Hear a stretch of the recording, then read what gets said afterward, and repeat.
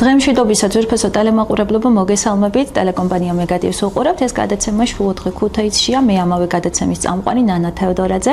ბედნიერ დღეს გისურვებთ. დიდი მადლობა იმისთვის, რომ ხართ ჩვენთან ერთად და მაქვს პატივი გადაცემის სტუმარი წარმოგიდგინოთ, რომელსაც სხვათა შორის პირველად მასპინძლობ და როგორც ჩემი ძვირფასი სტუმარი ამბობს, ყოფილი ბორჯღალოსანი არ არსებობსო, ასე რომ ბორჯღალოსანი და აიას მთავარი მწვრთნელი გიორგი ნამსაძე მინდა წარმოგიდგინოთ. მოგესალმებით ბატონო გიორგი, როგორ ხართ? გამარჯობა, მოგესალმებით თქვენ ტელემაყურებლობთ. თავს როგორ ცნობთ, როგორია განწყობა? საკმაოდ მზიანი შუადღე გვაქვს ქუთაისში, მე რომ ციო ეს არ გვაფრთხობს და მოკლედ კარგ განწყობას ვინარჩუნებთ. ახლა თბილი და ვაფრთხობთ ყველა. ხო, ქუთაისია და სხვაგვარად შეუძლებელია. ჩემთვის დიდი პატივია, რომ შემიძლია გიმასპინძლოთ ათ უკვე ჩემს მოგრძალებულ სივრცეში. და საქართველოში რაგბი უყვართ სპორტის სახეობა. რაგბი ჩვენი თამაშია, ეს ლოზუნგიც გვესმის პერიოდულად და თან იმდენად პერიოდულად, რომ დავიწყების საშუალებას არ გვაძლევს და ეს ძალიან კარგია. სპორტის სიკეთეებზეც ბევრი უსაუბრიათ და ახალს ვერაფერს ვერ ვიტყვით, მაგრამ მოდი დავიწყოთ და თქვენს სარაგბო კარიერაზე ვისაუბროთ, როგორც ეროვნულ დონეზე, ასევე საქართველოს ფარგლებს გარეთ რამდენიმე კლუბში ასპარეზეთ და ალბათ ამაზე ბევრი მორაგბე იოცნებებდა. და ვინც ახლა ოცნებობს, მომავალშიც ვუსურვოთ ამ სანუკვარი ოცნებების ასრულება. თქვენი პირველი ნაბიჯები რაგბის სამყაროში. ოცნებას თავიდან ავნებან და ბევრი იშრომან. არა, ოცნება თავიდან უნდა გქონდეთ, რომ მუშაობის ხო. მიზანი უნდა. კარგი. და იყოს მიზანი. თქვენ რამდენად დიდი შრომის გაწევა მოგიხდათ იმისათვის, რომ თქვენი მიზნები აგესრულებინათ, მაშინ ასეთი ფორმულირება მიცეთ შეკითხვას. რა, ბევრი, ძალიან ბევრი ეს ერთ გადაცემაში და მოკლედ ერთ თემაში მოყოლა ძალიან რთული არის. თავდაუზოგროთ თუ როდესაც გვიყურებენ ჩვენ მორაგბეები, ახალგაზრდა მორაგბეები, უნდა იცოდნენ, რომ თუ ამ საქმეში გადაწყვეტავ, რომ წარმატებას მიაღწიო და რაღაც სერიოზულ მიზნებს დაისახა, უნდა იცოდე, რომ თავი უნდა გადადო ამისთვის, მოიპოვო ინფორმაცია, არა მარტო უბრალოდ იშრომო, მოიპოვო ინფორმაცია, დღეს ისე არის ეს ინფორმაციული სამყარო, ისე არის მინდა სოციალური ქსელები, ისე არის, ასე ვთქვათ, იმდენ ინფორმაციას გაძლევს, რომ ადვილად შეგიძლია რაც ვთქვათ, ჩვენ თაობის მორაგბეებმა 26-27 წლის ასაკში შევისწავლეთ და ვიცოდით უკვე რა უნდა გაგვეკეთებია. დღეს მონდომებულ ადამიანს 21-22 წლის ასაკში კარგად შეუძლია იცოდეს რა, როგორ და რანაირად უნდა გააკეთოს იმისთვის, რომ ჩამოყალიბდეს პროფესიონალი და წარმატებული მორაგბე. და თქვენ კარიერას რომ გადახედავთ აწუყე მთავარი მწვრთნელის პოსტიდან და პოზიციიდან როგორია? ჩემ კარიერას რო გადავხედავ, მთავარი ჩემი სამუშაო ეხლა არის ის, რომ რა შეცდომებიც მე დავუშვი ჩემი კარიერის მანძილზე, როგორც მორაგბემ, როგორც ჩემი კარიერის მანძილზე, კიდაც ვარჯიშების კუთხით, პროფესიონალიზმის კუთხით, რა დროც ასე ვთქვათ, დაიკარგა ამ შეცდომების სწავლაში, მინდა რომ ეხლა მოთამაშეებმა ის შეცდომები აღარ დაუშვან და პირდაპირ ჩემიდან ისწავლონ ის, რაც მე გავიარე უკვე. ანუ თვითკრიტიკულობა და საკუთარი შეცდომების გაანალიზება ალბათ სიამაყით უყურებ ჩემ გავლილ კარიერას და თავიდან რო იყოს დასაწყები, ისევ იგივე გზას გავიმდი სიამაყით. ბატონი გიორგი, საქართველოში და საქართველოს ფარგლებს გარეთ, მაშინ ალბათ არ იქნებოდა ისე იოლი, როგორც დღეს აქვთ თანამედროვე ახალგაზრდა მორაგბეებს, უფრო პერსპექტივა. საკონსულოში ვიზა გჭირდებოდა, რომ საფრანგეთში უბრალოდ სინჯებზე წავსულიყო. ანუ სირთულეებს არ წააწყდით. მესამე გასვლაზე მომწეს, ასე ვთქვათ, ვიზა. პირველად არ მომწეს, მეორედ არ მომწეს. მიუხედავად იმისა, ეხანდელ ახალგაზრდებს შეიძლება სასაცილო იყოს, მაგრამ მიუხედავად იმისა, რომ საბუთები წესრიგში იყო, ვიზა შეიძლებოდა კონსულს არ მოეცა. მაგრამ გაგიმართლათ, აი მესამე ჯერზე. დააკმაყოფილა თქვენი სურვილები, მადლობა უნდა გადაუხადოთ. თავის დამკვიდრება უცხო ქვეყანაში ხა? საკმაოდ რთული არის, მაგრამ როგორ არის იცი, განსაკუთრებით იქ კიდე უფრო ალბათ შრომის მოყვარე ადამიანს და საქმის გამკეთებელ ადამიანს აფასებენ და ჩემი კარიერა ყოველთვის ეს იყო რა, შეიძლება მეტი შრომა საქმისათვის, იმისათვის, რომ წარმატებას მიმეღწია რა. კეთილი და პატიოსანი, რა გასწავლათ საქართველოს ფარგლებს გარეთ გასვლამ? ჩვენ ერთ-ერთს მოგვასწავლეთ, ხო, აი ტემპი განსხვავდება, აი რაგბის თუ შევხედავთ, ახლა ძალიან განსხვავდება ტემპი, რაღაც სხვანაირი სანახაო ბრივი თამაშები გვაქვს, სხვა რიტმია, დამოუკიდებლობაც, ანუ გარდა რაგბის ცხოვრებისა, სხვა თვისებები, რომელიც რიგი ცხოვრებაში გამოგვადგება ეს ხოლმე. კი, რა თქმა უნდა, პირველ რიგში ხა აქ ვიცი, ქართული რაც ძალიან კარგი არის, მას ცუც მე ვერაფერს ხედავ. მეგობრები, ნათესავები, ოჯახის წევრები, ყველას გარემოცვაში ხარ და იქ უცებ წახვალ და დამოუკიდებელი რჩები რაღაც მარტო შენ თავთან, შენ პრობლემებთან. დამოუკიდებელი ცხოვრება, საზღვარგარეთ ცხოვრება პირველ რიგში მასწავლა და სპორტის კუთხით მასწავლა ის რომ კონკურენტუნარიანი გამხადა, ასე რომ ვთქვა. იმიტომ რომ ჩვენთან მაინც ჯერჯერობით აი დონის კონკურენცია არ არსებობს სპორტში, რაც საჭირო არის ამ სპორტისთვის რა. და რა მეკეთდება ალბათ ხო ხა წლიდან წამდე თუ შევხედავთ. როგორ არ კეთდება, რაც ბავშვთა რაგბში მიდის კარგი მუშაობა მაგ კუთხით, რომ კონკურენცია რა არის ერთ ადგილზე იყოს 5, 6, 7 თანაბარი შესაძლებლობების პრეტენდენტი. მაქსიმალურად რა ვიცი ვცდილობთ რომ შევქმნათ რაც შეიძლება მეტი კონკურენცია და კონკურენცია ზრდის და აყალიბებს მოთამაშეებს რა. რაგბის თამაში არ გენატრებათ? რაგბის თამაში მენატრება ყოველთვის. ჯერ არ გასულა დღე და დრო, რომ თან მგონია რომ შემიძლია. თან მგონია რომ შემიძლია. კი, ძალიან მენატრება და ალბათ მეგონა რომ რაღაც დრო რაღაცას შეცვლიდა და წაიღებდა ამ მონატრებას, მაგრამ სიყვარული ხომ არადიულია და თქო ვერ დარწმუნებულია რომ არასდროს არ გაივლის ის გზნობა რომ რაგბის თამაში არ მომენატროს. და განსაკუთრებით მენატრება რაგბის თამაში მენატრება რა თქმა უნდა აი საქართველოს ნაკრებში თამაში მენატრება. აი ამ პერიოდს როგორ გაიხსენებთ საქართველოს ნაკრებში? თან ერთ-ერთ ინტერვიუს მოვისმინე და ეს ყოფილი ბორჯღალოსანიო არ არსებობს. ანუ ეს იმ სიყვარულის ხო ყოფილი მორაგბეც არ არსებობს. აი ნებისმიერ ადამიანს შეგიძლიათ კითხოთ, ვისაც რაგბი უთამაშია და ის თავს დღესაც მორაგბედ თვლის. ყოფილი ბორჯღალოსანიც არ არსებობს, ბორჯღალოსანი თუ ხარ სამუდამოდ. მარტივად შემიძლია რამოდენიმე სიტყვით ავხსნა სპორტული აი კონდა ოჯახი პირველი არის, მაგრამ სპორტული ბედნიერება იყო ჩემთვის ეროვნულ ნაკრებში თამაში. თავს ყოველთვის ბედნიერად გრძნობდი, როდესაც ეროვნული ნაკრების მაისურით თამაშობდი და ამაზე მეტი ეს იყო ჩემთვის ჩემი კარიერაში, ჩემი უმთავრესი მიმართულება იყო ეროვნული ნაკრები. იყო კარიერის მანძილზე ეს მორაგბეებისთვის უცხო არ იქნება, თუმცა მორაგბე უყურებს ამ გადაცემას, იყო ჩემ კარიერაში კლუბები და შემოთავაზება ვთქვათ, რომ თუ ნაკრებში არ წახვალ, სანაკრებო კარიერაზე უარ სიტყვით, ჩვენ უფრო მეტს გადაგიხდით და იქნები ჩვენთან.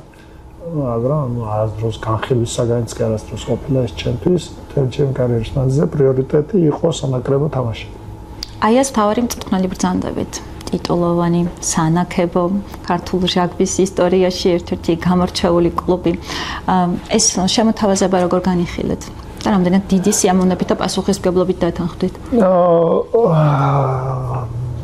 ეს როდესაც სანაკრებო კარიერას ვამთავრებდი, პირველ რიგში მინდოდა ჩემი სათამაშო კარიერას ვამთავრებდი, ასე ვთქვათ, მეორე ნაბიჯები ჩემ კარიერაში სამწვრთნელო თუ მენეჯერულ კარიერაში დამეწყო აუცილებლად ქუთაისიდან. მინდოდა რომ ეს ქუთაისიდან ყოფილიყო და მინდოდა აიაში მუშაობა. დავიწყეთ მუშაობა, რამოდენიმე წელი აიაში მუშაობდი, დამხმარე მწვრთნელად მუშაობდი, ჩემ წინამორბედ მწვრთნელებთან, პლუს ბავშვთა რაგბში მუშაობდი და შარშან იყო უკვე შემოთავაზება დიდ გუნდის მთავარი მწვრთნელობა, რასაც რა თქმა უნდა სიამოვნებით დავთანხმდი. მიუხედავად იმისა, რომ წნეხი და პასუხისმგებლობა დიდი იყო, რადგან აია შარშან ჩემპიონი მწვრთნელებმა მოახერხეს და ჩემპიონები. ხო, ხა ეს პასუხისმგებლობას ხო ასმაგებს, რომ ჩემპიონ გუნდს შეუნარჩუნოთ ჩემპიონობა. აიას მწვრთნელობა ყოველთვის პასუხისმგებლობა, მაგრამ ეს კიდე უფრო ამატებს პასუხისმგებლობას, რომ ჩემპიონ გუნდს იბარებ. და თქვენი პოლიტიკა არა გაქვს უბრალოდ უფლება, რომ რაღაც თამაშსა დაწიო. ჩემპიონობისთვის ვიბრძვით ყველა, მაგრამ რაღაც უნდა შემატო ამ გუნდს, ხო, უბრალოდ მოხვედი და ვთქვათ, ისე იგივე გააგრძელე, რაღაც შენი უნდა მოიტანო. და ის თქვენი ხელწერა როგორ დაეთყო დღემდე აიას? თქვენი პოლიტიკა და ხედვები როგორ იყო კლუბის მდგომარეობის გაუმჯობესებასთან დაკავშირებით? გადაცემის ჩაწერამდე ვლაპარაკობდით, რომ ინგლისის იქაურ თამაშებს რო უყურებთ, ძალიან ჩქარი თამაში დავისახე მიზნად, რომ რაც თქვათ მინდოდა მოთამაშეობის დროს რომ გამეკეთებია და არ გამოდიოდა, ვერ ვაკეთებდით იმ დროს. ეხლა როგორც მწვრთნელმა ისე გავაკეთო და ეცადებ და ვცდილობ ჯერ კიდე რაც შეიძლება მაღლა ავწიო ჩვენი სათამაშო ტემპი და რითმი. ვერ ვიტყვი რომ სრულად, მაგრამ რაღაც დონეზე ეს მოახერხეთ. ანუ ჩვენთან ითვლება სათამაშო წუთები, როცა ბურთი პირდაპირ თამაში არის ჩართული და 38 წუთს გადავწყვით რამოდენიმეჯერ სათამაშო დრო, რაც არა მარტო საქართველოში, საერთაშორისო დონეზეც საშუალოზე ცოტა მეტი მაჩვენებელი არის, საკმაოდ კარგი მაჩვენებელი. და თქვენმა შეგირდებმა ამ ტემპის მატებას და თქვათ შესაძლოა სირთულებს რამდენად კარგად აუღეს ალღო. ანუ ფორმაში მოყვანას ხო დრო სჭირდება ფსიქოლოგიურად, ფიზიკურად? ფსიქოლოგიურადაც და ფიზიკურად. ფსიქოლოგიურად უფრო რთული არის ვიდრე ფიზიკურად ფორმაში მოყვანა, იმიტომ რომ ფიზიკურად შეიძლება შეგიძლია, მაგრამ რაღაცას რო ხარ ფსიქოლოგიურად მიჩვეული, შეიძლება ისევ იმ რიტმში გააგრძელო. რა ვცდილობ რომ თვითონ ვარჯიშებიც რაც შეიძლება მაღალ ტემპში მქონდეს, რომ შესაბამისად ეს ავტომატურად გადავიდეს თამაშზე. რა ვიცი, რაღაც დონეზე მოახერხე. ახალგაზრდა მწვრთნელები რამდენად საჭირო არის ახლა საქართველოში შანსების მიცემა? ხო, ეს თაობათა ჭიდილი აუცილებელი არის. მაგაზე, კაის ალბათ ვერაფერს ვერ ვიზამთ, ჩვენ რაც შეიძლება მეტ ახალგაზრდა მწვრთნელს მივცეთ საშუალება. პლუს მინუს ჩვენ მაინც ახლა რომ შავი ლომი რო არ ყავდებს, თქვათ საერთაშორისო ტურნირებს თლიანად მოწყვეტილი ვართ. და ნუ მესმის მე ეს ფინანსური მდგომარეობა, რაღაც ჩემპიონი გუნდი უნდა გადიოდეს, რაღაც ტურნირებს თამაშობდეს. სხვა პრობლემებთან არის ეს დაკავშირებული, ამაზე ნუ ვილაპარაკებთ, მაგრამ რადგან ჩვენ სულ თამაშობთ, ასე ვთქვათ, ჩვენ დიდად ერთ ქვაბში ვიხარშებით, ერთ სიტუაციაში ვტრიალებთ და ვერავის ვერ შევედრებით, რა დონეზე ვართ მზად. აი მაგალითად, საფრანგეთის ჩემპიონატი არის მსოფლიოში ერთ-ერთი საუკეთესო, ხო? ინგლისის ჩემპიონატიც ერთ-ერთი საუკეთესო. შარშანდელი ევრო ტურნირებზე ინგლისის გუნდები ნადგურდებოდნენ, პირდაპირად ნადგურდებოდნენ ფრანგულ გუნდებთან. იმათმა მიხვდნენ, რომ რაღაც აქვს შესაძლებელი. რაღაც შეცვალეს წელს უკვე ყველა თამაში თითქმის თანაბარი ძალის არის და სანახაობრივიც უფრო მეტი არის. როცა არა გაქვს რაღაც სამიზნე, არიცისად განვითარდა. ეს ახალი მწვრთნელები მოიტანს იმას ელემენტარულად, რომ ის ნანახი მაინც აქვს და ნათამაშები მაინც აქვს. რაღაცას შეცვლიან რა. იმედია მე ახალგაზრდა მწვრთნელს ვიხილავთ ქართულად. არის ტენდენცია მეტს ვისურვებდი, მაგრამ არის ნუ ვიღაცისთვის შეიძლება გულდასაწყვეტი ახლა წლების მანძილზე აი იმ თაობის მწვრთნელები რომელსაც საკუთარი კვალი დატოვეს. მაგრამ საჭიროა და აუცილებელია. დატოვეს საკუთარი კვალი. ყველა თავის რაღაც საქმე გაკეთდება და შემდეგ ეტაპზე გადადის, ხო? უნდა გადავიდეთ. უნდა გადავიდეთ შემდეგ ეტაპზე. მე არ ვიზახ რომ აუცილებლად უნდა წავიდნენ. ისინი არსად უნდა წავიდნენ, ისინიც უნდა იყვნენ, მაგრამ ახალგაზრდა მწვრთნელები, ახალი გამოცდილება, ახალი სისხლი ვიყვანოთ გუნდში, ჩავრთოთ საქმეში და ეს მოგვიტანს განვითარება. ბატონო გიორგი, ცხრილს გადავხედე გასულ კვირას არესის წარმომადგენლები მყავდა სტუმრად და ძალიან საამაყოა, როცა პირველ-მეორე ადგილს ქუთაისური გუნდები ინაწილებენ. თქვენ პირველ პოზიციაზე ხართ და თქვენი მოგდევთ შემდგომ არესი. პირველი პოზიცია კარგია, მაგრამ მე მჯერა რომ ამ პოზიციის შესანარჩუნებლად თქვენ ყველაფერს გააკეთებთ. ეს განვლილი მატჩები რომ მოიხილოთ მოკლედ. რამდენად რთული იყო, საინტერესო იყო. ერთი გამარჯვება და კიდე სანახაობრივი თამაშიც მნიშვნელოვანია. რა თქმა უნდა, ადვილი არასდროს არ არის პირველ ადგილზე იყო, პირიქით უფრო რთული არის პირველ ადგილას იყო, ვიდრე სის შუა ქვემო ნომრებზე იყო. ბევრად რთული არის. ამისთვის ძალიან დიდი შრომა დავხარჯეთ. და ეს ყველაფერი გავაკეთეთ ერთად ჩვენ გუნდთან, ნუ სამწვრთნელო მთავარი მწვრთნელი რაღაც გაგებით, ჩვენთან არის ის, რომ მთავარი მწვრთნელი აკეთებს ყველაფერს. არაფერს, ჩვენ ყველაფერს ვაკეთებთ ერთად, მთელი სამწვრთნელო სტაფი და მოთამაშეები. დიახ. ერთად გეგმავთ ყველაფერს, ერთად გეგმავთ ვარჯიშებს, ერთად გეგმავთ თამაშებს, ერთად გეგმავთ სბორებს, ასე ვთქვათ. და ეს ერთობლივი ყოველთვის შეიძლება რაც არ უნდა დიდი გამოცდილება მქონდეს მე ან ჩემ დამხმარე მწვრთნელს ყოველთვის შეიძლება რაღაც გაგვეპაროს. მაგრამ როცა ბევრი ხალხი მუშაობთ ერთად, მაშინ თითქმის გამორიცხული არის რამე რომ გაგვეპაროს. ახლახანს დაბრუნდით შეკრებიდან. რამდენად ნაყოფიერი გამოდგა ეს შეკრება თოვლიან ბაკურიანში? კარგი შეკრება მქონდა, დაგვემთხვა კარგი ამინდები, 4-6 დღე ვიყავით, 7 დღე ვიყავით, აქედან 5 დღე თოვლი დაგვემთხვა და ბაკურიანში თოვლი თან სახალისო ვარჯიშები, თან გასართობი არის, მქონდა ეს ფიზიკური მომზადების პერიოდი და ესე ვთქვათ, კარგად ჩაიარა რა, კმაყოფილები ვართ. როცა მეც კმაყოფილი ვარ და მოთამაშეებიც კმაყოფილი არიან, ესე იგი კარგად ჩაიარა. ხო, თან ამ განწყობებს მნიშვნელობა აქვს, ხო, სახალისო იყო, მხოლოდ და მხოლოდ რუტინული ვარჯიში და რაღაც ეს ცუდი ემოციები არ არის საკმარისი. როცა მე ვარ მარტო კმაყოფილი, მაშინ როგორც ჩანს ფიზიკური საქმე კარგად შესრულდა, მაგრამ რაღაც დააკლდა ემოცია. როცა მოთამაშეები არიან მარტო კმაყოფილი და მე არა ვარ კმაყოფილი, ეს გამოდის, რომ საქმე არ გაკეთდა, მაგრამ გართობა უფრო მეტი. აქ ორგანიზაცია კმაყოფილები ვარ. აქ დარწმუნებული ვარ, რომ საქმეც გაკეთდა და გართობის, ესე ვთქვათ, და ხალისის და ერთიანობის კუთხითაც კარგად ჩაიარა ყველაფერი. კეთილი და პატიოსანი. შემდეგი თამაშიც მალე მოგვადგება კარს. ორთებერვალს. შემდეგი თამაში გვაქვს ორთებერვალს, ტაოსთან გადადებული წინა წლის თამაში, თბილისში ვიყავით ჩასულები, ნუ ტაოში, ასპინძაში ხა ისე ციცივე რომ იქ თამაშები არ ტარდება, თბილისში ვიყავით ჩასული და სამწუხაროდ იმ დროს ისეთი სიცივეები იყო, მოედანი იყო გაყენული და ვერ ვითამაშეთ და ის თამაში არის ხა გადადებული ორთებერვალს, თორე რეგულარული 14-ში იწყება. კეთილი. როგორ ემზადებით ახლა ეს ამბობთ ნებისმიერ ქულას განწყობის კუთხით თუნდაც უდიდესი მნიშვნელობა აქვს მოსამზადებელი სამუშაო. რა თქმა უნდა, ნუ ტაოს თამაშები განვიხილეთ, ეცადეთ აღმოგვეჩინა მათი სუსტი წერტილები და დავარტყათ იმ სუსტ წერტილებში, ჩვენი სუსტი წერტილებიც ეცადეთ აღმოგვეჩინა და გავაძლიეროთ და ვფიქრობ, რომ მზად ავართ, მაგრამ ყველაფერი მაინც მოედანზე ხდება ბოლო-ბოლო. თქვენ როგორც მთავარი მწვრთნელის რანგში ბატონი გიორგი, რამდენად ისურვებს ქუთაისურ ფინალს? შარშან იყო ამის შანსი, მაგრამ ვერ მოხდა.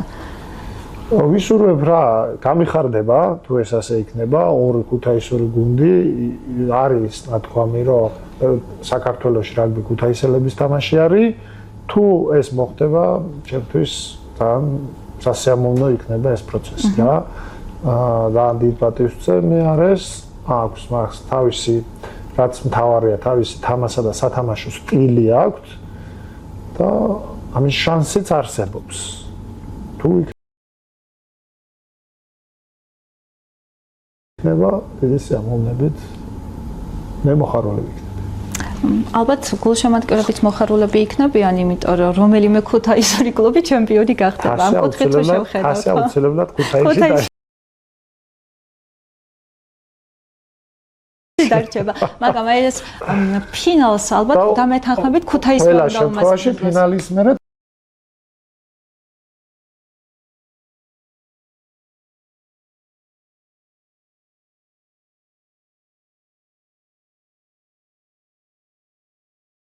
თასიდან დავლევთ. რომელი უფრო ბედნიერი დალევს ეგ. დაახლოებით რამდენი ლიტრის მოთავსება ის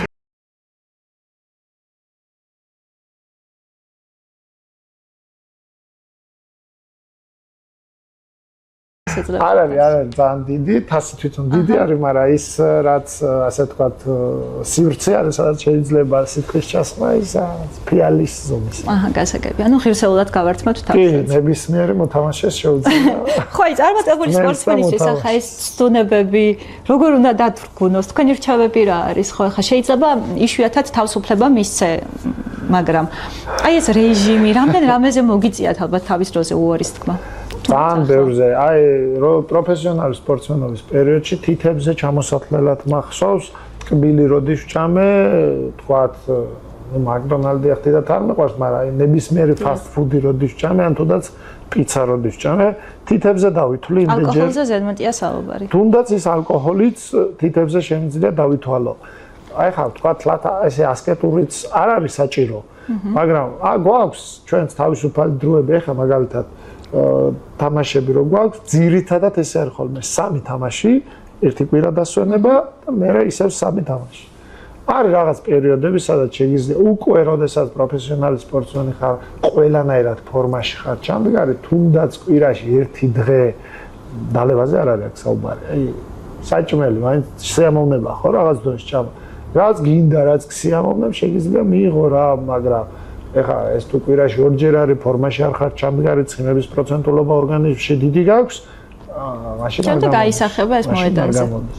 ხო და კიდე, რა ვიცი, მე მაქსიმალურად ვთვლობ, მე როგორც მოთამაშე, კარგად მახსოვს ის პერიოდი, როცა მოთამაშე ვიყავი რა. რა თქმა უნდა, რაგბი ჩემთვის სიამოვნება იყო, მაგრამ სადღაც დასვენება აუცილებლად ჭირდებოდა. აი არასათამაშო კვირებში მე მაქსიმალურად ვცდილობ რომ მოთამაშეებს დასვენებს და თავისუფალ დრო ბევრი რამ დონეზე შემიძლია იმ დონეზე მივცე ის რომ არც ფიზიკური ფორმა დაიკარგოს და მათი ფსიქოლოგიური მდგომარეობაც მზად იყოს იმისთვის რომ მოწყურდეთ მოედანზე მოსვლა. მსმენია მე ადამიანებისგან და გარშემოყოფებისგან რომ რაგბი რაღაც ღირსებებით შემკული სპორტის სახეობაა. თქვენ როგორ დაახასიათებთ? რა თქმა უნდა თავარ ღირებულებებს. გინახავთ მოედანზე რა ხდება და ეს თამაშის მერე ერთმანეთის მაკაცობაში, მეგობრობაში და ერთად თუნდაც იმ ლუდის დალევაში გადადის, ასე რომ ვთქვა და 2 წუთის წინ, ვიღაცისთვის ახლა სამწუხაროდ ბევრისთვის რო შეხედოს, ეს ჭუბი არის, რასაც ჩვენ შვებით მოედანზე და თამაში დამთავრდება თუ არა, იქ მთავრდება ის ყველაფერი და ვაგრძელებთ იმას, რაგბი ჯენტლმენური სპორტი არის რა. ლეწავთ ერთმანეთს ასე რომ ვთქვა, ვეჯახები, ვცდილობთ ლელო გაუტანოთ, ყველანაირ უპირატესობა მოვიპოვოთ და დამთავრდება თუ არა თამაში პატივისცემის მეც არაფერს გამოვხატავთ ერთმანეთის მიმართ.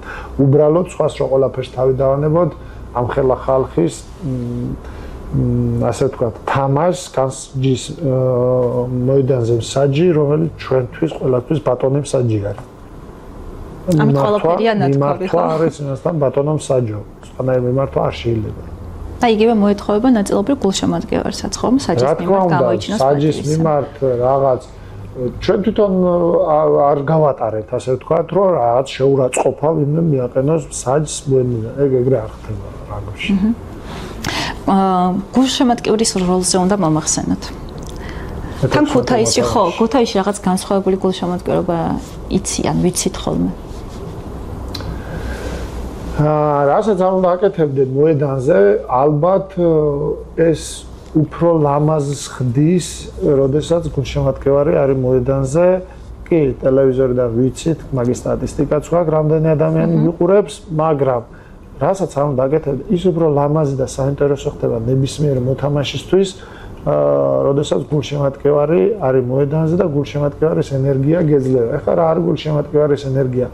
მაქვს მე რამოდენიმე ინტერვიუში ადრე ახსნილი, რომ არის 75, 77 ან 78 წუთი და უკვე იმდენი დაჯახება გაქვს, გავლილი, იმდენი მიწოლა, ესე ვთქვათ, იმდენი ბოჭვა გაქვს გაკეთებული, აი დამტრეული ხარ, არაფერი აღარ შეგიძლია და განსაკუთრებით როცა იგებ, გინდა რომ დამთავრდეს თამაში და გახვიდე მოედნიდან და აი ამ დროს იწყებს სტადიონი, ესე ვთქვათ, გუგუნს, ხმაურს, გვერდით დგომას, აი მაშინ გაქვს შენი ის ენერგია, რაც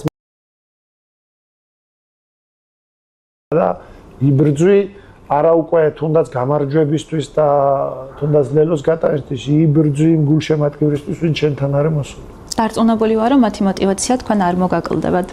ნანელა შევჯერდეთ დღეისათვის, რა სჭირდება ქართულ რაგბს, რომ კიდევ უფრო მეტად განვითარდეს და იყოს კიდევ უფრო მეტად პოპულარული, მეტი გულშემატკივარი დადიოდეს მოედანზე, ავსებდნენ ტრიბუნას. ძალიან ბევრი რამე ჭირდება. ჩვენ უკვე გვაქვს, ასე ვთქვათ, ის ამბიციები, რომ განსაკუთრებით ეხლა უკვე ამ პერიოდში, როდესაც ველსთანო გვაქვს გამარჯვება მოპოვებული, იაპონიას მოვგეთ, იტალიასთან გვაქვს გამარჯვება მოპოვებული, უკვე გვაქვს ამის ამბიცია, რომ ეს გამარჯვებები არ იყოს ერთჯერადი, ეს გამარჯვებები გახდეს სისტემატიური. და ძალიან ბევრი რამე ჭირდება რა, ამას ბევრი დრო ჭირდება ამაზე საუბარს. თუნდაც ის გულშემატკივრების მოსვლაც, არა მარტო ეროვნული ნაკრების თამაშზე, დიდი ათის თამაშებზე. აი ახლა ხო, შვეიცარიასთან რა მოლოდინები გაქვთ, როგორი თამაში იქნება რა შედეგით? პატივს ჩვენ ყოველთვის ჩვენ მოწინააღმდეგეს, მაგრამ ალბათ არ იქნება რთული თამაში ჩვენთვის. ადვილი თამაში იქნება. ბევრი, რაც შეიძლება მეტი ხალხი გჭირდება რაგბზე, რაც შეიძლება მეტი პროფესიონალი, რაც შეიძლება მეტი კარგი მწვრთნელი, რომ ბავშვობიდან, ასე ვთქვათ, დიდი კონკურენტები, ბევრი მოთამაშეები წამოვიდეს და დიდი კონკურენცია შეიქმნას. რთული არა განვითარების პროცესი, დრო ჭირდება, ვცდილობთ, შრომობთ, რაც შეგვიძლია, მაგრამ მაინც დრო უნდა რა ამ ყველაფერს. ირლანდიას, თუნდაც უელსს და შოტლანდიას 1 წელიწადში და 10 წელიწადში არ გაუკეთებია ეს. ხო, ჩვენ ყველაფერი რაღაც სწრაფად გვინდა ხოლმე. ჩვენს ხასიათში ის ეს ყველაფერი რო დავაკვირდეთ ახლა. უცებ გვინდა. გულშემატკივარი მეც ითხოვს. გულშემატკივარი მაგისთვის არის, გულშემატკივარი ყოველთვის მეც უნდა ითხოვდეს. წარმოვიდგენიათ, რომ კაი, ერთი მე მახსოვს, რომ წაგებულ თამაშებს გულშემატკივარს ჩვენთვის აპლოდისმენტები და ტაში დაუკრავს, მაგრამ ერთხელ, ორჯერ, სამჯერ შეიძლება იყოს იბრძოლე და წააგე. კი, შევხედე რომ ყველაფერი იბრძოლე და სამი თამაშია ბრძოლობ და აგებ. ეხა უკვე რაღაცა არ საჭირო რომ ბრძოლას დაამატო და მოიგო აი ზუსტად მაგ საკითხები არის ბევრად. დიდად სამუშაო რომ უფრო წინ წავიდეს ასე. და რითიც დავიწყეთ საუბარი. მიზანი არისო საჭირო და ოცნებებსო თავი დავანებოთო და ბევრი ვიშრომოთო. პატარა მორაგბეებს რას ურჩევთ? აი ვინც ახლა დაიწყეს ანუ. დაისახონ თავის მიზანი, იბრძოლონ ამ მიზნისთვის და არავის არ მიცენ უფლება რომ წართვან და მოპარონ მიზანი, ასე რომ ვთქვათ რა. ოცნება ძალიან კაი არის, ოცნებაც, მაგრამ ოცნება არის უბრალოდ რაღაც გინდა და მიზანი არის დისციპლინა, მიზანი და დისციპლინით აუცილებლად მიხვალ მიზნამდე. კარგად გავიგოთ რა არის დისციპლინა. ხო, დისციპლინისთვის შემდეგ ცალკე გვეწვიეთ, ხო, დისციპლინა ძალიან. კარგად, უნდა გესმოდეს დისციპლინა. ძალიან უკვე გასპორტულ ხარეში გადავედი, მაგრამ დისციპლინის გარეშე არაფერი არ გამოდის. განსაკუთრებით ეს ჩვენი სპორტი. კეთილი. მოკეთ, აი-ეს ბევრი წარმატება ვუსურვოთ, ნახოთ როგორ განვითარდება მოვლენები. კიდევ ის მისია რაც ბრძანეთ რომ ჩემპიონის სტატუსი შეუნარჩუნოთ. კი, სტატუსი შეუნარჩუნოთ. წარმატება ვუსურვოთ ასევე ყველა კლუბს, ალბათ მათი გაძლიერება თქვენს ავტომატურ გაძლიერებას და мотиваციის გაასმაგებას მოიცავს. კონკურენცია გვიდის ყველას. ასე რომ ჯანსაღი კონკურენციის ფარგლებში ვიყოთ ბედნიერები, ლაღები და ღიმილიანები. ძალიან დიდი მადლობა ბატონო გიორგი რომ გვეწვიეთ. დიდი პატივი იყო რომ ვიყავით თქვენი მასპინძელი. იმედია მომავალშიც გვეწვევით თუ სურვილი გექნებათ, მე სიამოვნებით დაგითმობთ დროს და შევხვდებით მოედანზე ან მოედნის მიღმა სტუდიაში ერთმანეთს ბედნიერი დღე და წარმატებები უნდა გისურვოთ დროებით. დიდი მადლობა, კარგად გწონდა. ძვირფასო ტელემაყურებლობა გადაცემის პირველი ნაწილი ამით დასრულებულია. შევისუნოთ რამოდენიმე წუთით და ისევ დაგიბრუნდებით სტუმართან ერთად დროებით.